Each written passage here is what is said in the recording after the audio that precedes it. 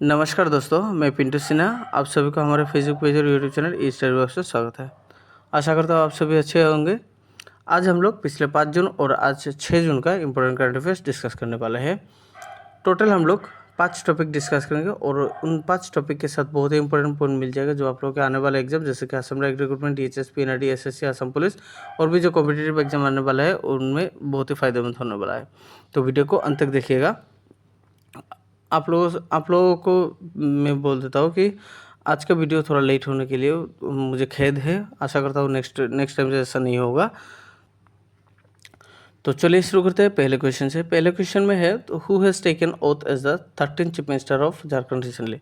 तो झारखंड के 13 chief minister पद के लिए किन्होंने शपथ ग्रहण किया है। अभी जो वर्तमान चीफ मिनिस्टर बन गया है रिसेंटली वो कौन कौन बन गया है। Option A Hemant Soren, option B Champai Soren, option D Vishnu Deo Sai, option D Mohan Singh Yadav. हम लोग यहाँ पे जितना भी डिस्कस करने वाला है जो टॉपिक हम लोग डिस्कस करने वाला है काइंडली आप लोग वो नोट करके रख दीजिएगा। और करंट अफेयर्स का ऐसा है कि आप लोग खाली वीडियो देखने से नहीं होता है, नोट करके भी रखना पड़ता है, क्योंकि हर टाइम तो वीडियो देख नहीं पाओगे ना। तो नोट करके रखोगे तो वहाँ से हम लोग रिवीजन के टाइम पे अच्छे से हम लोग रिवीजन दे पाएंगे। ठीक। तो on 4 July 2024, Hemant Soren had taken oath as the 13th Chief Minister of Jharkhand after resigning Champai Soren from the post. तो हेमंत सोरेन से पहले चंपाई सोरेन था झारखंड का चीफ मिनिस्टर। हेमंत सोरेन चंपाई सोरेन से पहले भी चीफ मिनिस्टर था। चंपाई सोरेन जब बना था 12वां चीफ मिनिस्टर जब बना था झारखंड के, तो उनसे पहले हेमंत सोरेन था। फिर उसके बाद हेमंत सोरेन को ईडी ने पकड़ा था और वो जेल पे थे इतने दिन। तो जेल से निकलने के बाद अभी वो फिर से झारखंड के चीफ मिनिस्टर बन गया है। कितना नंबर का चीफ मिनिस्टर है वो 13 चीफ मिनिस्टर बन गया है अभी फिर से। और चंपाई सोरेन ने रिजाइन मार दिया है। ठीक। उनके रिजाइन मारने के बाद ही झारखंड का नया चीफ मिनिस्टर बन गया है फिर से हेमंत सोरेन। ठीक है। तो जब हेमंत सोरेन शपथ ग्रहण कर रहा था तब के वहाँ पे प्रेजेंट थे झारखंड के गवर्नर CP राधाकृष्णन। तो इस टॉपिक से हम लोग को क्या क्या मिला कि हेमंत सोरेन से पहले जो चीफ मिनिस्टर था वो चंपाई सोरेन था और झारखंड का वर्तमान जो गवर्नर है उनका नाम हम लोग को मिल गया कि CP राधाकृष्णन, वो झारखंड का वर्तमान गवर्नर है। ठीक है। Currently he is the executive president of Jharkhand Jharkhand Mukti Morcha. तो झारखंड मुक्ति मोर्चा ये एक रीजनल पार्टी है और इन रीजनल पार्टी का एग्जीक्यूटिव प्रेसिडेंट है हेमंत सोरेन। ठीक है। तो हेमंत सोरेन का एक्चुअली जो नेशनल पार्टी होता है जैसे BJP होता है, कांग्रेस होता है, आम आदमी पार्टी होता है, वैसा मतलब उन पार्टी से बिलोंग नहीं करता है। ये झारखंड मुक्ति मोर्चा पार्टी है, उन पार्टी से बिलोंग करता है। ठीक है। झारखंड मुक्ति मोर्चा का वर्तमान जो प्रेसिडेंट है वो हेमंत सोरेन है। ठीक है। और झारखंड कब बना था? झारखंड बना था 2000 में बना था और 15 नवंबर को झारखंड बना था। ठीक है। झारखंड का कैपिटल हम लोग जानते हैं कि रांची है झारखंड का कैपिटल। ठीक है। तो यहाँ पे आंसर होगा ऑप्शन ए हेमंत सोरेन। अभी हम जाते हैं क्वेश्चन नंबर 2 पे। क्वेश्चन नंबर 2 पे है who is the author of the book Kargil war. तो कारगिल वॉर रिसेंटली ये अनवील किया गया है, तो इस बुक का ऑथर कौन है? Option A KT Patnaik, option B MB Rabindranath, option C Gulabchand Kataria, option D नानाद वैभव। थोड़ा हम यहाँ पे डिस्कस करेंगे। Recently Arunachal Pradesh governor lieutenant general KT Patnaik launched a book titled Kargil War. The book was written by late Colonel MB Rabindranath. तो Kargil war किन्होंने लिखा है? MB Rabindranath ने लिखा है। और पब्लिश किन्होंने किया है, मतलब लॉन्च किसने किया है? अगर क्वेश्चन आता है तो आंसर होगा KT पटनायक, वो वर्तमान अरुणाचल प्रदेश का गवर्नर है। ठीक है। KT पटनायक ने रिसेंटली इस बुक को अनवील किया है और इस बुक का राइटर कौन है? MB रविंद्रनाथ। ठीक है। और इस बुक में क्या मतलब इस बुक का थीम है, जैसे 1999 में जब कारगिल वार हुआ था उनके बारे में यहाँ पे इस बुक में मिल जाएगा। ठीक है। तो कारगिल वार, ऑपरेशन ऑपरेशन विजय 1999 में इंडियन आर्मी ने जब मतलब एक ऑपरेशन किया था वार के टाइम पे, तो उनके बारे में, उन ऑपरेशन विजय के बारे में भी यहाँ पे मिल जाएगा। तो शायद ये इंटरेस्टिंग होने वाला है, क्योंकि ये हमारे नेशनल आर्मी का है, इंडियन आर्मी का है ये बुक स्पेशली, तो इसलिए ये इंटरेस्टिंग हो जाएगा। आप लोग अगर इंटरेस्टेड हो तो इस बुक को आप लोग ऑनलाइन ऑर्डर दे सकते हो, ठीक है। तो यहाँ पे आंसर होगा एम.वी. रविंद्रनाथ, ठीक है। एम.वी. रविंद्रनाथ ने कारगिल वॉर बुक जो है उन्होंने लिखा है, और अनवील किसने किया है? अरुणाचल प्रदेश का वर्तमान जो गवर्नर है के.टी. पटनायक, ठीक है। तो यहाँ पे आंसर होगा ऑप्शन बी, एम.वी. रविंद्रनाथ। अभी हम जाते हैं क्वेश्चन नंबर 3 पे। क्वेश्चन नंबर 3 जो है ये बहुत ही इंपॉर्टेंट क्वेश्चन है। Who has become the prime minister of United kingdom recently? तो रिसेंटली यूनाइटेड किंगडम यूके पे जनरल इलेक्शन गया है रिसेंटली, तो वहाँ पे कौन प्राइम मिनिस्टर बन गया है फिर से? Option A Rishi Sunak, option B Keir Starmer, option D Emmanuel Macron, option C Emmanuel Macron, option D Gabriel Attal. तो on 5th July 2024, Keir Starmer has become the UK's new prime minister after winning the general election of UK, ठीक है। तो कायर Starmer वो UK का नया prime minister बन गया है, और वो 50th प्राइम मिनिस्टर है, यूके का 50th प्राइम मिनिस्टर बन गया है। अगर क्वेश्चन में एग्जाम में ऐसा क्वेश्चन आता है कि यूके का 57th प्राइम मिनिस्टर कौन था, अगर क्वेश्चन आता है तो हमारे ऋषि सुनक होगा, ठीक है। ऋषि सुनक के बाद अभी कायर स्टारमर बन गया है यूके का 50th प्राइम मिनिस्टर, ठीक है। और जब इलेक्शन जब हुआ था लोअर हाउस में, जब इलेक्शन हुआ था, जैसे मेंबर ऑफ हाउस कॉमन्स वहाँ पे सीट कितना है? 650 है, और वहाँ पे उन 650 सीट में से 412 सीट्स जीता है कायर स्टारमर ने, ठीक है। और कायर स्टारमर का पॉलिटिकल पार्टी जो है वो लेबर पार्टी है, ठीक है। यूकेस लेबर पार्टी होगा, यूकेस लेबर पार्टी कायर स्टारमर का पॉलिटिकल पार्टी है, ठीक है। उन्होंने 650 वोट में से 412 सीट्स उन्होंने जीता है, ठीक। और कहाँ पे ये वोट हुआ है? मेंबर हाउस ऑफ कॉमन्स, ठीक है।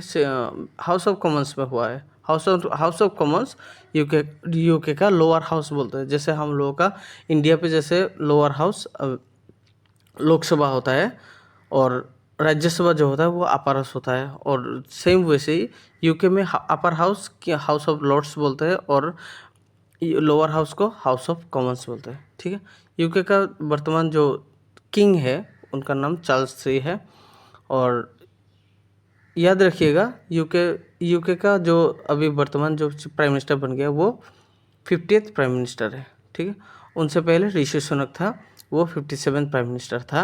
अभी 50th प्राइम मिनिस्टर कायर स्टारमर वो बन गया यूके का कैपिटल हम लोग जानते हैं कि लंदन है यूके का कैपिटल, और करेंसी है पाउंड स्टर्लिंग, या फिर स्टर्लिंग पाउंड भी बोलते हैं।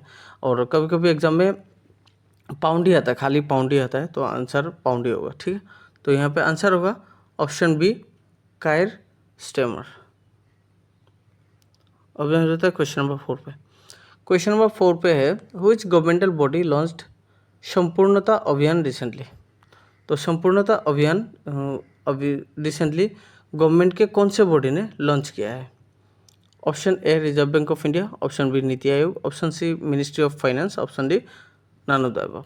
थोड़ा हम यहाँ पे डिस्कस करते हैं। नीति आयोग लॉन्च संपूर्णता अभियान 3-month campaign from 4th July to 30th September 2024 to undertake a sustained effort to achieve saturation of 6 key indicators and aspirational districts and 6 key indicators and aspirational blocks across the country। तो ये NITI Aayog almost 600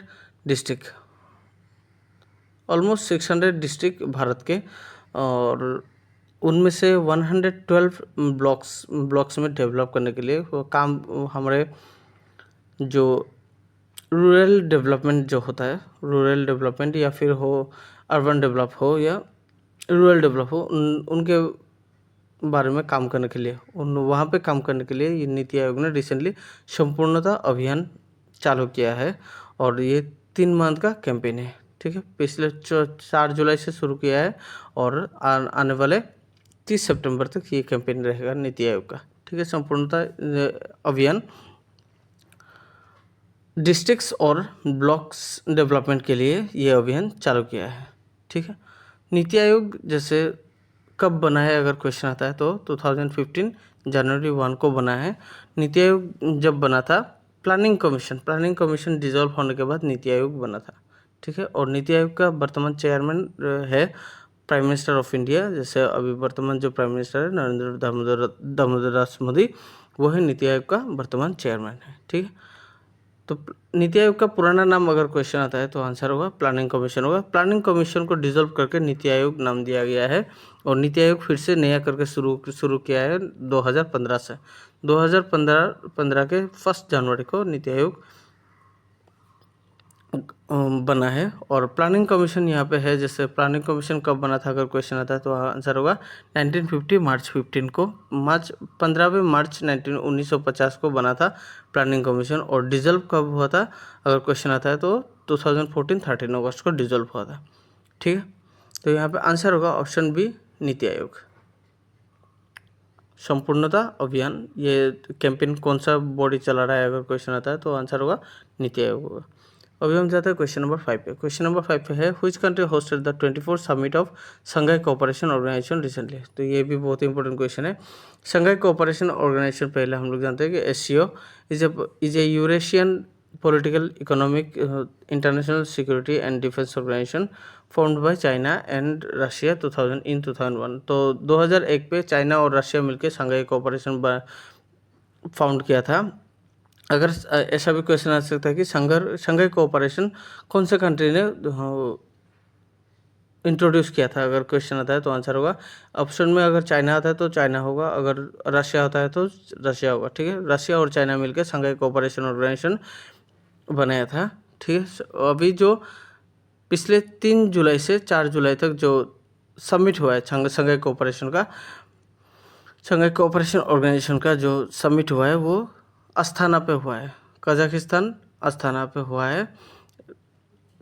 4 जुलाई को ख़त्म हुआ है, ठीक है। तो अभी जो हुआ है रिसेंटली जो हुआ है वो 24th शंघाई कोऑपरेशन का समिट हुआ है, ठीक है। और 23rd शंघाई कोऑपरेशन और समिट कहाँ पे हुआ है अगर क्वेश्चन आता है तो इंडिया होगा। न्यू दिल्ली पे हुआ था 2023 को। पिछले साल 2023 को न्यू दिल्ली पे 23rd शंघाई कोऑपरेशन समिट हुआ था न्यू दिल्ली पे, ठीक है। और शंघाई कोऑपरेशन ऑर्गेनाइजेशन का पहला समिट कब हुआ था 2001 में हुआ था, कहाँ पे चाइना पे हुआ था, ठीक है। तो यहाँ पे आंसर होगा ऑप्शन सी कजाकिस्तान। कजाकिस्तान का कैपिटल क्या है अस्थाना है, ठीक है। अभी हम जाते हैं आज के क्वेश्चन के बारे में। आज के क्वेश्चन के बारे में 3 क्वेश्चन होगा। इन तीनों क्वेश्चन का आंसर आप लोग कमेंट बॉक्स से दे दीजिएगा और आशा करता हूँ इन तीनों क्वेश्चन का आंसर आप लोग को देने में उतना प्रॉब्लम नहीं होगा, क्योंकि थोड़ी देर पहले हम लोगों ने डिस्कस किया है। तो इन which year NITI Aayog was formed. तो नीति आयोग कौन से ईयर में बनाया था। Option A 2013, option B 2014, option C 2015, option D 2016। Question number 2 पे है what is the name of UK's lower house. UK का लोअर हाउस के नाम क्या है। Option A House of Lords, option है B House of Commons, option C the Senate, option D White House. Question number 3 पे है in which year Jharkhand was formed as a state of India. तो झारखंड कब भारत के एक स्टेट बना था, कौन से साल में। Option A 2000, option B 2001, option C 2002, option D 2003। तो ये तीनों का आंसर आप लोग कमेंट बॉक्स में दे दीजिएगा। आशा करता हूँ आप लोग दे पाओगे कमेंट बॉक्स में, ठीक है, आंसर दे पाओगे। अभी हम जाते हैं हमारे लास्ट वीडियो के क्वेश्चन सब के आंसर करने में। पहले क्वेश्चन में था इन व्हिच ईयर द आयुष्यन एस्टेब्लिश्ड। आयुष्यन कौन से साल में गठन हुआ था। तो यहाँ पे आंसर होगा ऑप्शन डी 1949 को। और क्वेश्चन नंबर 2 पे है in which year the first edition of Wimbledon open held. तो विंबलडन ओपन का पहला एडिशन कब हुआ था। यहाँ पे आंसर होगा 1877 पे हुआ था। अभी जो चल रहा है वो 137th एडिशन है, ठीक है। क्वेश्चन नंबर 3 पे है which edition of exercise Nomadic Elephant is going on. Exercise Nomadic Elephant का अभी जो चल रहा है वो कौन सा एडिशन चल रहा है, वो है 16th एडिशन है, ठीक है। तो आज के वीडियो में बस इतना ही। अगर वीडियो को अच्छा लगे तो ज़्यादा से ज़्यादा शेयर कर दीजिएगा। आप लोगों से एक ही रिक्वेस्ट है कि अगर आप लोगों को मेरा वीडियो अगर अच्छा लगे, अगर कंटेंट अच्छा लगे तो कमेंट बॉक्स में दे दीजिएगा। अगर इम्प्रूवमेंट कुछ किस चीज़ में इम्प्रूवमेंट चाहिए वो भी अगर आप लोगों को कोई आइडिया, आप लोगों के पास कोई आइडिया है तो काइंडली कमेंट बॉक्स में शेयर कर दीजिएगा, ठीक है। मैं ट्राई करूँगा आप लोगों का कमेंट का रिप्लाई करने के लिए। और हमारे वीडियो को लाइक कर दीजिएगा, शेयर कर दीजिएगा। चैनल को, फेसबुक पेज को फॉलो कर दीजिएगा। हमारे चैनल को सब्सक्राइब करना मत भूलिएगा। वीडियो को अंत तक देखने के लिए धन्यवाद।